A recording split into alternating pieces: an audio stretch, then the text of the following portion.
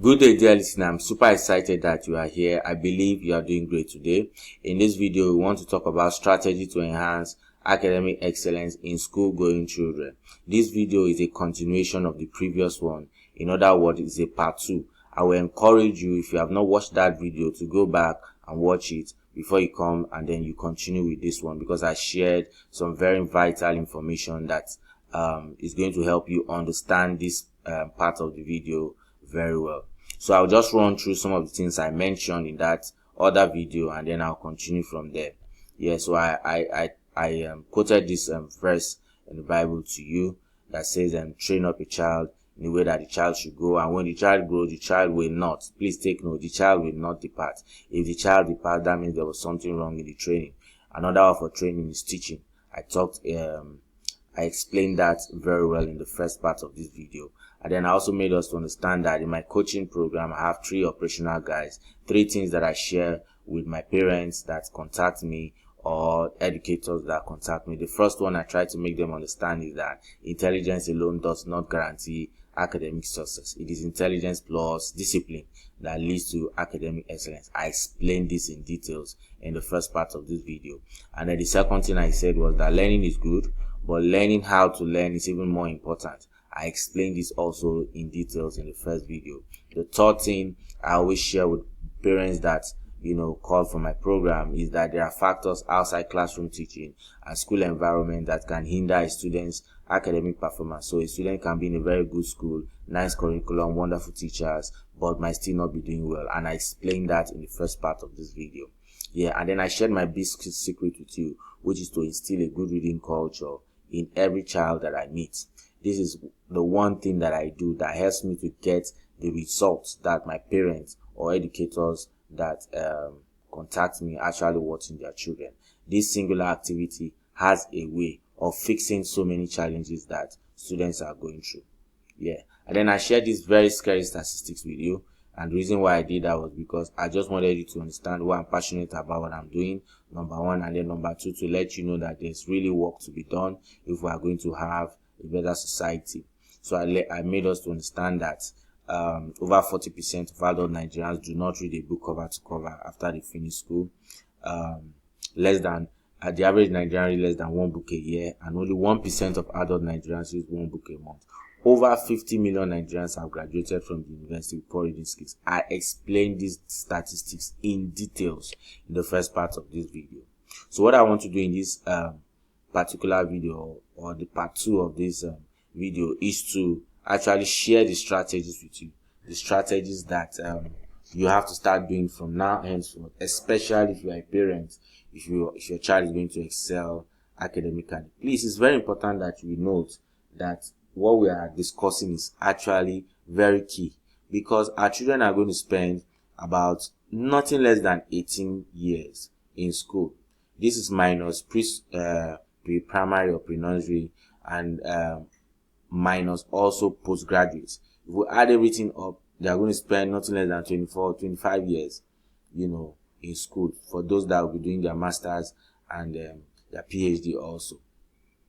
So if our children are going to spend this amount of years in school, it's very important that we pay attention to their academic performance, because it's very key. Schooling is an integral part of the development of our children. So the first thing you have to do is model reading to them. I've told you that reading is the major secret to academic success. It is the major. Once a child has a good reading culture, I can tell you that 75% of the work is done. If a child, I will repeat, has a good reading culture, a consistent reading culture, 75% of the work is done. Very important. So what do? You have the responsibility as a parent, as an educator, to instill a good reading culture in your child or in your student. So how do you do that? Number 1 is model it. You have to model it to them. If you are going to raise a reader, you have to be a reader. I'll repeat that. If you are going to raise a reader, you have to be a reader. You can't be asking your children to read when they are not seeing you reading. For the parents that contact me, one of the things I share with them, especially when they have their children are still very young, I tell them to position their reading table and chair in a particular spot where their children will see them reading. It is very important. Don't hide when you are reading. Let them see you reading. Don't stay in your room reading and then they never get to see you doing that. For me, I position my reading table and my chair. I have two toddlers in the house. The 2-year-old, when he wakes up, he comes into the other room and then he sees me reading all the time. I'm modeling reading to him, and with no time, he's going to know that that thing is important. Please note, whatever you are not doing is not important to the children, no matter how you say it. How they know that something is important is when they see you doing it. If you want your children to pray, pray. If you want them to do domestic chores, do domestic chores.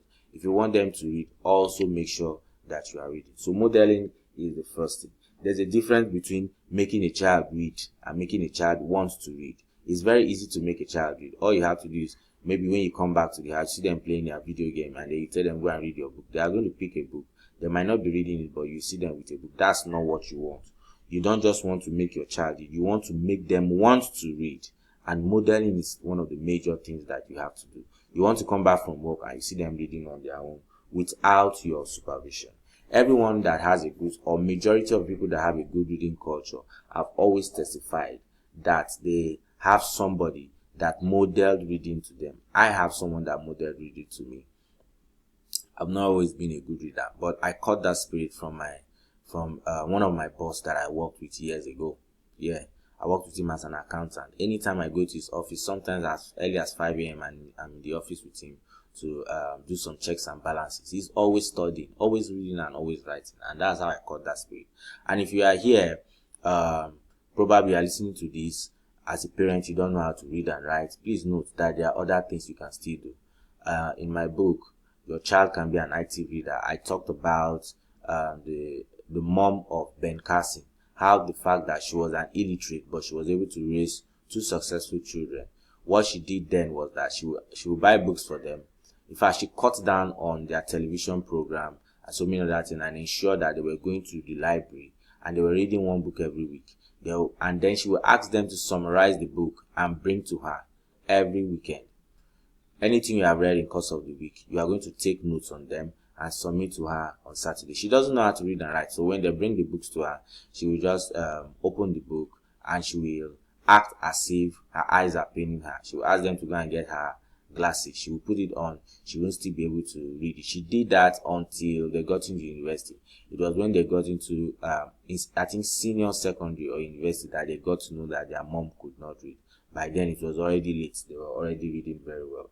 So it is very, very, very important that you model reading to your children. I spent much time talking about this because this is the most important thing. Number 2 thing you need to do is to understand your child or understand your student. I shared three concepts in my coaching program.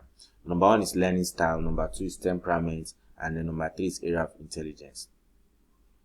Everybody has a learning style, including our students, including our children. There are three major learning styles. We have auditory learners, we have kinesthetic learners, and then we have audio learners. Audio learners learn by what they hear. Kinesthetic learners learn by what they do, while visual learners learn by what they see. So, if you have a child that learns best by what he hears, you might want to expose him to audio messages that will help him to learn better, because he learns by listening. Sometimes when you are talking to them, they might not say anything, but they are very good listeners. And sometimes you might even be tempted to think that they are actually not paying attention to you, but they are, because they are very good listeners. So there are 3 learning styles. There's a learning style test that we give to our students to help them to discover which of the learning style that they have predominantly, because sometimes there can be a combination of 1 and 2. The second thing you need to understand is their temperament. There are 4 types of temperament basically. We have the sanguine, we have choleric, we have melancholy, and then we have phlegmatic. It affects the way that the children learn. Yes, so you don't expect the sanguine to learn the same way as a choleric. The sanguine cannot learn the same way as a melancholy. They have different learning styles that have their strengths, they have their weakness, and their uniqueness. You have to understand it. You can't expect a sanguine child, they are normally restless, to sit down with you for more than 15 minutes. What are you teaching? The child is going to tune out. You allow them to, they will tell you they want to go and ease themselves. You have to allow them to go and ease themselves and come back, because that's how they learn. Very important.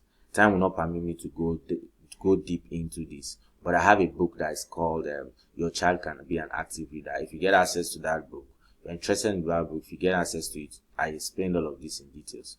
And then the third one you need to understand is the area of intelligence. Our children are intelligent. The question is not whether they're intelligent or not. The question is, how are they intelligent? So there's a book called Frame of Mind by Howard Gardner.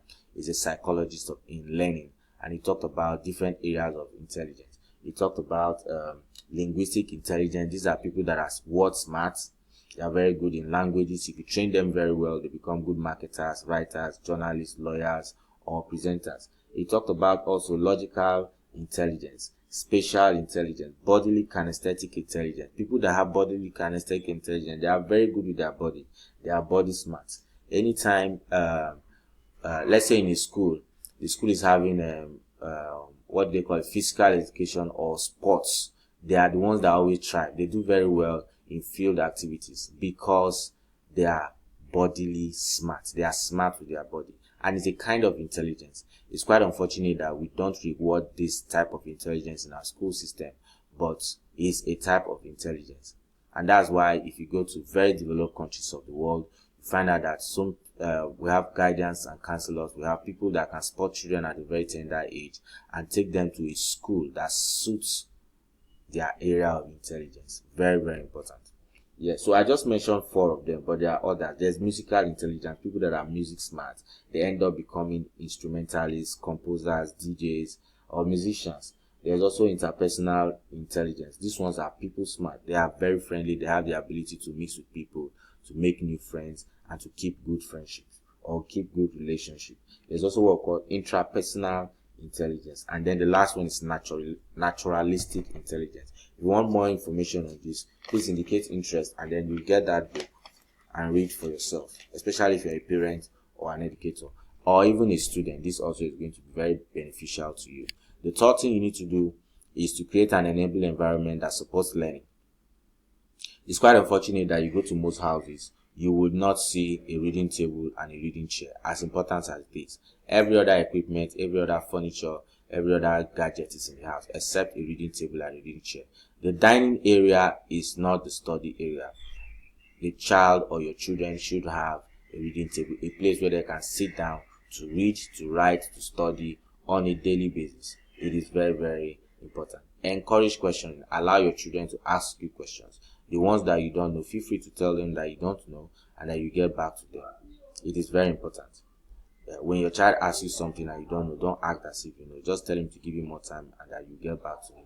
And make sure you do get back to them. Discuss books. Buy books for them and discuss those books with them. The next thing you can do is to use educational movies, programs, and apps to support them to reading.